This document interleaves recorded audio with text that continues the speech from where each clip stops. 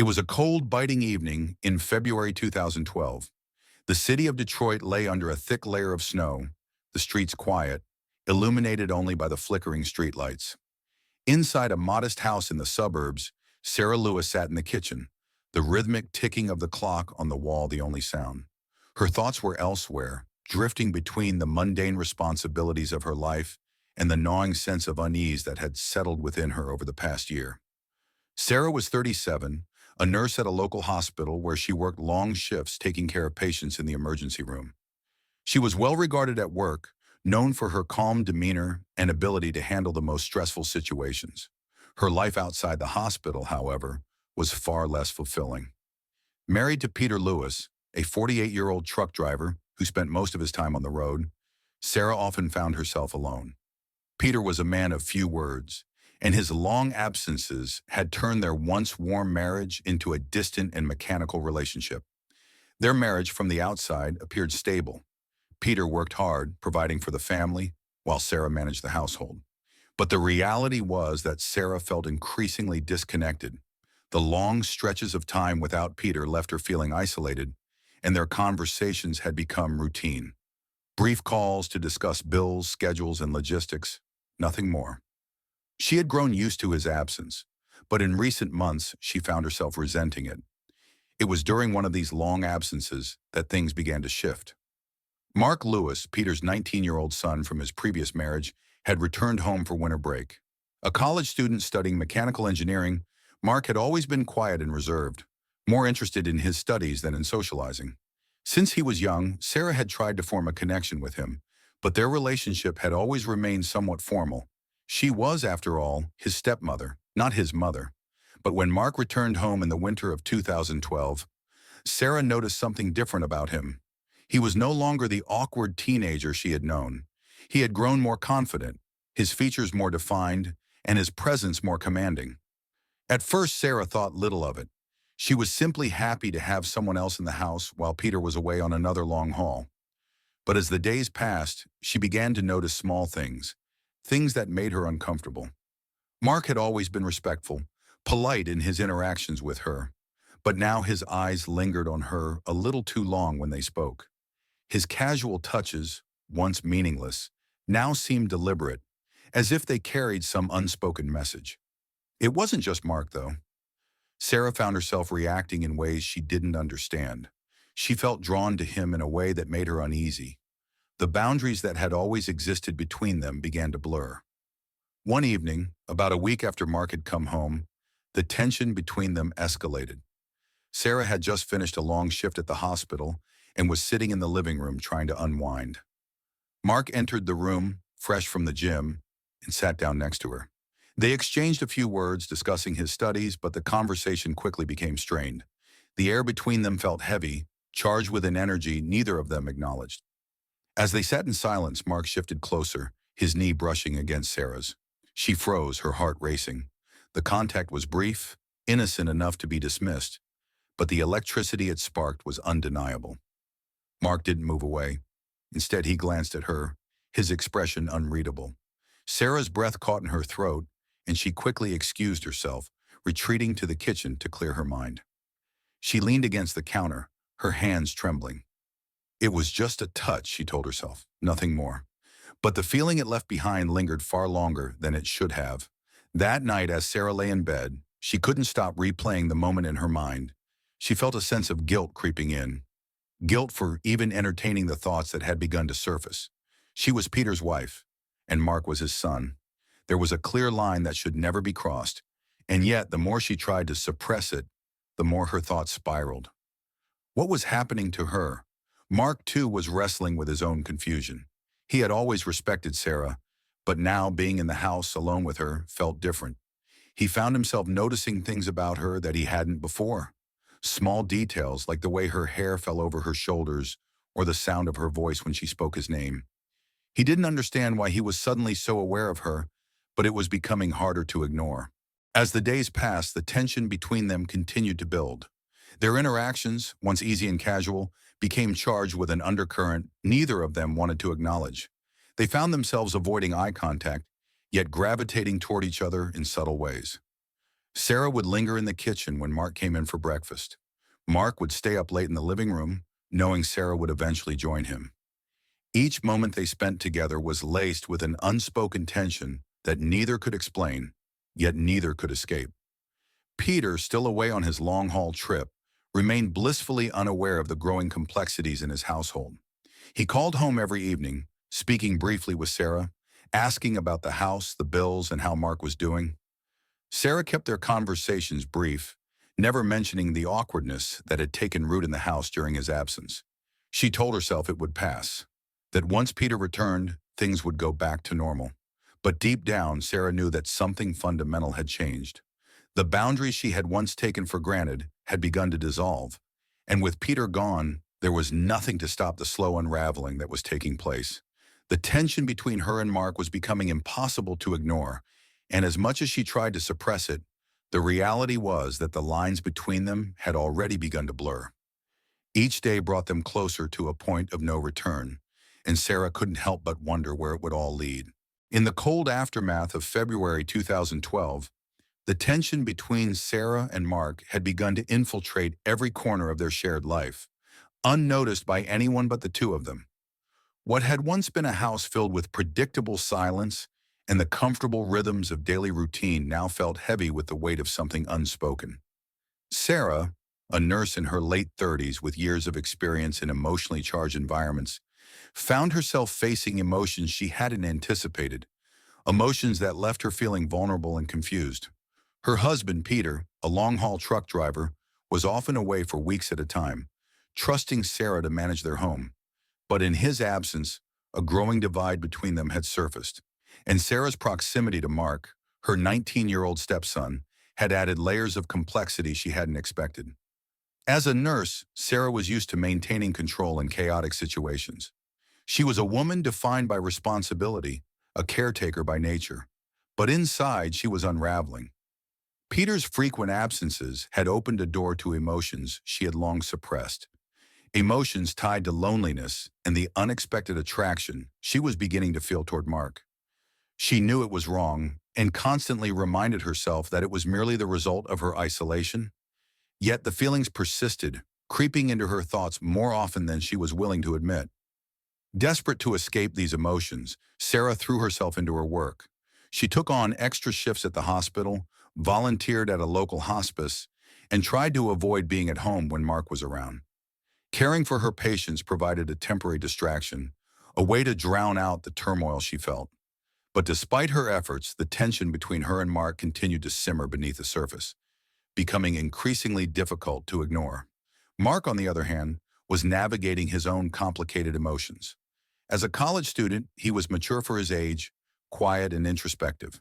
His return home during winter break was supposed to be a time to regroup and focus on his studies, but the atmosphere at home had changed. His relationship with Sarah, which had always been respectful but distant, was shifting in ways that made him uncomfortable. He began to feel drawn to her in ways that confused him, unable to reconcile the growing attraction he felt toward his stepmother with the knowledge that it was inappropriate. Their interactions, once mundane, now carried an undercurrent of tension. Conversations that used to be casual and practical had taken on a new weight. Sarah's glances lingered a little longer, her body language more open than before. There were fleeting moments, barely perceptible to an outside observer, when their touches lingered too long. A brush of hands in the kitchen, a touch on her shoulder as Mark moved past.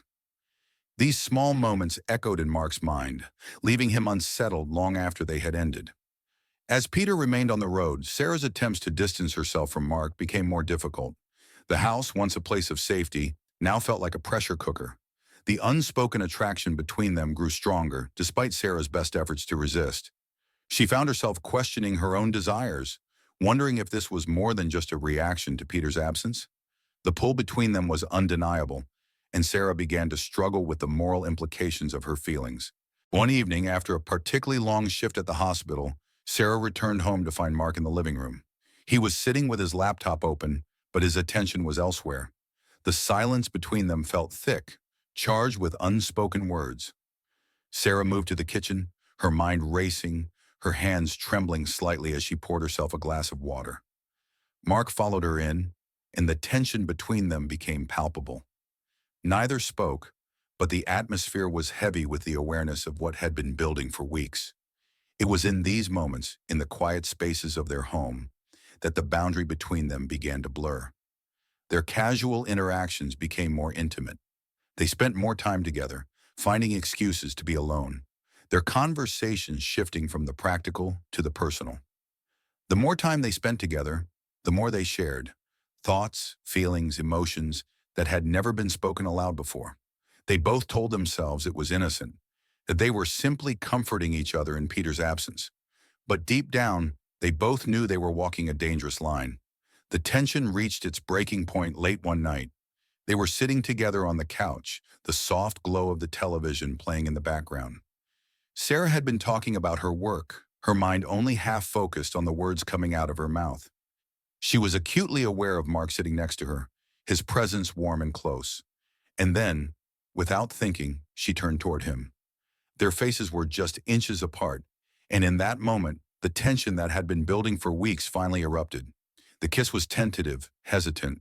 It was the crossing of a line neither of them had wanted to acknowledge existed, but once crossed, there was no going back.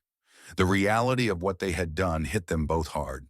Their shared secret now hung over them, a constant reminder of the fragility of the situation they had created. They knew that their actions could destroy their family, but they were already too deep in to pull away. From that moment on, everything changed. They continued to spend time together, but the weight of what had happened never left them.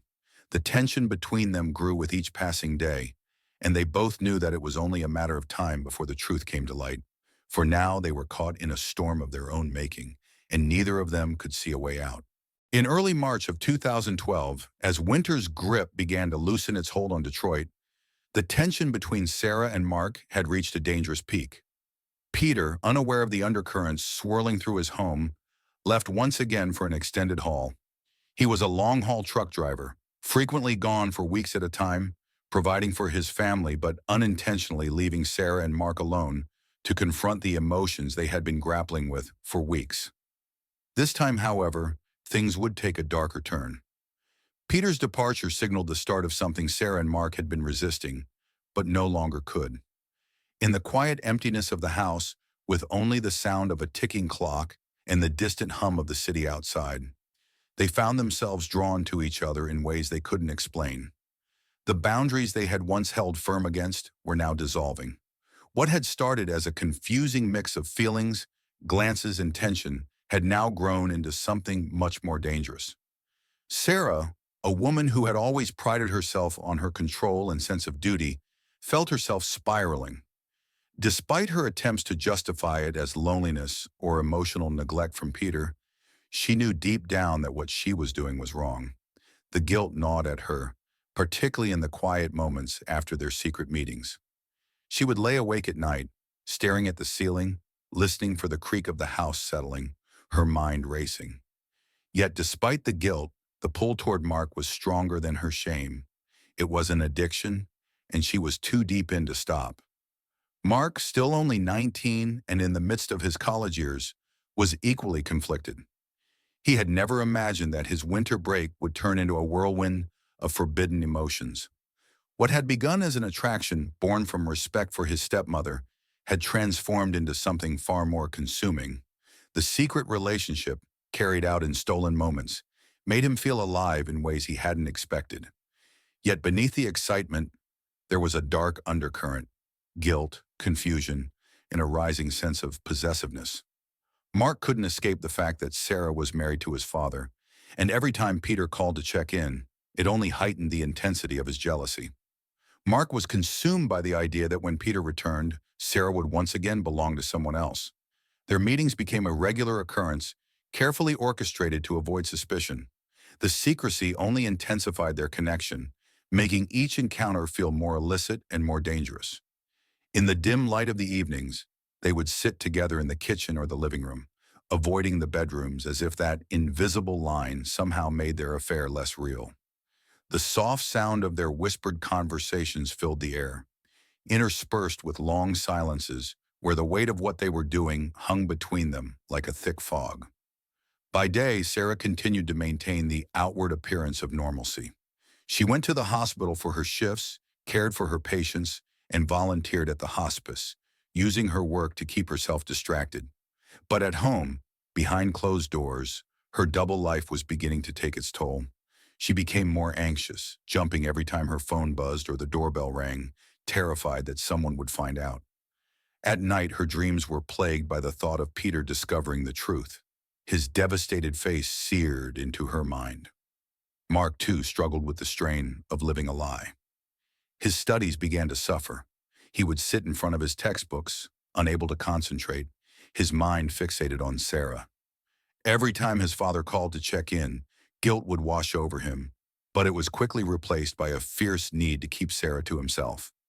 The jealousy that had been a quiet whisper in the back of his mind now grew louder with each passing day, filling him with a sense of dread about Peter's inevitable return. Meanwhile, Peter, oblivious to the emotional storm brewing at home, continued his long drives across the country. He called Sarah every night from the road, just as he always did, but their conversations were growing colder and more distant. Sarah's voice, once warm and welcoming, now sounded forced, as though she were struggling to keep up the facade. Their talks had become perfunctory, reduced to questions about the house, the bills, or how work was going. Peter sensed that something was off, but attributed it to his long absences. He reassured himself that once he was home for a longer stretch, things would get better. He had no idea of the betrayal happening behind his back. As the days passed, the pressure of keeping the secret began to mount. Both Sarah and Mark were living in constant fear of being discovered. Every knock on the door, every phone call from Peter sent a spike of anxiety through them. Yet despite the risk, neither of them could bring themselves to stop. They were trapped in a cycle of desire and guilt, each encounter pulling them deeper into a situation they could no longer control. One night, as they sat together in the living room, the weight of their situation became too much for Sarah to bear. She looked at Mark, the guilt and shame written across her face, and for a moment it seemed as though she might call everything off. But as Mark reached for her hand, the words she had planned to say evaporated. Instead, they sat there in silence, both of them knowing that the path they were on could only lead to disaster. As March wore on, their secret meetings continued, but the strain was starting to show. Sarah's guilt was becoming harder to suppress, and Mark's jealousy was growing more intense. They both knew that Peter's return was approaching, and with it, the reckoning they had been trying to avoid.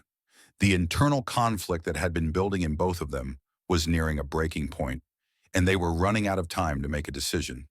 The days leading up to Peter's return were filled with tension. Sarah and Mark found themselves on edge, unable to fully enjoy the time they had left together, knowing that everything was about to change. The secrecy that had once fueled their passion was now suffocating them, and the reality of their situation was becoming impossible to ignore. As the fateful day of Peter's return loomed closer, both Sarah and Mark were forced to confront the choices they had made. They had crossed lines that could never be uncrossed, and the consequences of their actions were now inevitable. The quiet tension that had once simmered beneath the surface was about to explode, and when it did, there would be no turning back. By April, the tension in the Lewis household had become unbearable.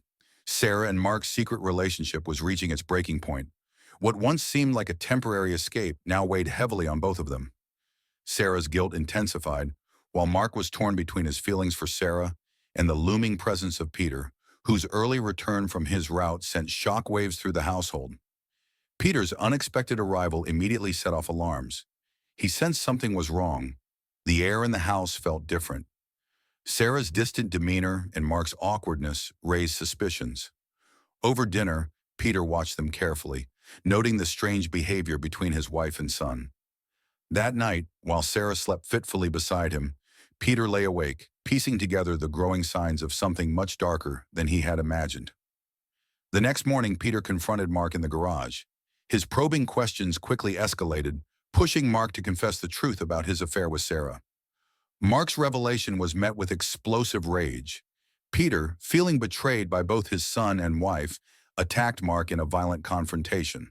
The struggle left both men bruised, but it ended with Peter storming out of the house, seething with anger. Inside, Sarah, shaken by the sounds of the fight, realized Peter knew the truth. Panic set in as she tried calling him repeatedly, but there was no response. Desperate to find him, Sarah convinced Mark to join her in searching for Peter. They drove through the quiet streets of Detroit, their minds racing with the fear of what Peter might do. The storm of consequences had arrived, and there was no turning back. The next day, Peter returned home. The tension was palpable as Sarah and Mark prepared for the inevitable confrontation. When Peter entered the house, his cold demeanor sent a chill through the room. Without a word, he noticed a few of Mark's belongings under the couch, confirming his suspicions. His anger, once controlled, exploded. Peter lashed out at Sarah, accusing her of destroying their marriage, while turning his fury toward Mark for betraying him. The argument escalated rapidly, and in his rage, Peter stormed out of the house. Sarah, sensing the danger, tried to convince Mark to leave, but he stood frozen, overwhelmed by guilt and fear. Moments later, Peter returned with a crowbar in hand. His anger unleashed, he attacked Mark with brutal force. The sound of the crowbar hitting flesh echoed through the house as Mark collapsed, blood pooling beneath him. Peter stood over his son's lifeless body, horrified by what he had done. Sarah, paralyzed with shock, fled from the house, her mind reeling from the violence. Peter, realizing the magnitude of his actions, dropped the crowbar and left, driving off into the distance, his life forever shattered by the consequences of his uncontrollable rage. The Lewis home, once a place of normalcy, now stood as a monument to betrayal, guilt, and tragedy. The storm had claimed its victims, leaving nothing but devastation in its wake. Several days after the violent incident, Detroit police found Peter Lewis in a rundown motel on the outskirts of the city. His once composed and strong demeanor had crumbled, replaced by a man broken by guilt and despair. Peter had isolated himself, consumed by the weight of what he had done, attempting to escape the crushing reality by taking his own life. When the police found him, he was sitting on the edge of a dingy bed, staring blankly at a half-empty bottle of whiskey and a stash of sleeping pills scattered across the nightstand. His attempt at suicide had been foiled only by the timely arrival of the authorities. Peter was arrested without resistance. He didn't argue, fight, or try to explain himself. There was nothing left to say. He had killed his own son in a fit of blind rage, and now with his hands bound by cuffs, he resigned himself to the justice that was about to come. As officers led him out of the motel, the once quiet truck driver now seemed a ghost of the man who had provided for his family for years. His face was hollow, etched with the irreversible consequences of his actions. Sarah, meanwhile, had been taken in for questioning the day after she fled from the house. The detectives knew that her account was crucial in piecing together what had happened that fateful day. Sitting in the sterile, cold interrogation room, she was a shell of the woman she once was. Her usual calm, professional demeanor shattered. The questions from the detectives were relentless, digging deep into her involvement with Mark and the events that had led to the deadly altercation. Under the harsh light of the interrogation room, Sarah's illicit affair with Mark came to light. Every detail was laid bare. The growing tension, the hidden encounters, and the emotional struggle that had been boiling beneath the surface for months. As the truth unraveled, Sarah felt the cold sting of shame and guilt overwhelm her. The detectives didn't spare her from the gravity of the situation. Mark was dead, Peter was facing charges of murder, and now the entire city would know the devastating truth. News of the affair spread quickly, and it wasn't long before the once respected nurse was ostracized by her community. Her colleagues at the hospital, many of whom had admired her dedication and professionalism, turned their backs on her. She lost her job almost immediately, the hospital administration unwilling to be associated with the scandal. The neighbors, once friendly and welcoming, now whispered about her betrayal, her face appearing in local news headlines as the story of the family's tragedy became public knowledge. Peter's trial was swift and devastating. Charged with second-degree murder, he faced the harsh reality of spending the rest of his life in prison. In court, he sat silently, his eyes downcast, as the prosecution laid out the gruesome details of Mark's death. The crowbar, the blood-stained living room, the horror of a father's rage unleashed on his own son. There was no defense that could excuse what he had done, and Peter knew it. His lawyer's attempts to frame his actions as a momentary lapse of control driven by the shocking discovery of his wife's affair, did little to sway the jury. The verdict was inevitable. Peter was sentenced to life in prison without the possibility of parole. The judge's words, solemn and final, echoed through the courtroom as Peter was led away in shackles. The weight of the sentence pressed down on everyone in the room, especially Sarah, who sat in the gallery, unable to meet Peter's eyes. The man she had once called her husband was now a convicted murderer, and her role in the destruction of their family was undeniable. In the aftermath of the trial, Sarah found herself alone in the ruins of her life. The home she had shared with Peter and Mark now stood empty, filled only with the ghosts of the past. She couldn't escape the memories of that fateful day, the look in Peter's eyes when he discovered the truth, the sickening thud of the crowbar, and the sight of Mark's lifeless body on the floor. Every corner of the house was a painful reminder of the choices she had made, the boundaries she had crossed, and the devastating consequences that had followed. Her attempts to rebuild her life were met with constant reminders of her fall from grace. Job applications were rejected, her reputation tarnished beyond repair. The friends she had once confided in now kept their distance, unwilling to be associated with the scandal that had engulfed her life. Even strangers on the street would glance at her with judgment, their whispers following her wherever she went. As the months passed, Sarah sank deeper into isolation. The guilt gnawed at her relentlessly. She replayed every moment in her mind, questioning where it had all gone so wrong. She had thought she could control her emotions, that her affair with Mark had been a fleeting response to her loneliness, but now she understood the full scope of the damage she had caused. Mark was dead. Peter was gone forever. And her life, once stable and full of purpose, was now reduced to a hollow existence defined by regret and shame. The once proud nurse who had cared for countless patients now lived in the shadows of her own guilt, trapped in a prison of her own making. There would be no redemption, no second chance to undo the choices that had shattered her family. As she sat alone in the quiet house, Sarah knew that this was her punishment, living with the knowledge that her actions had destroyed everything she had once held dear.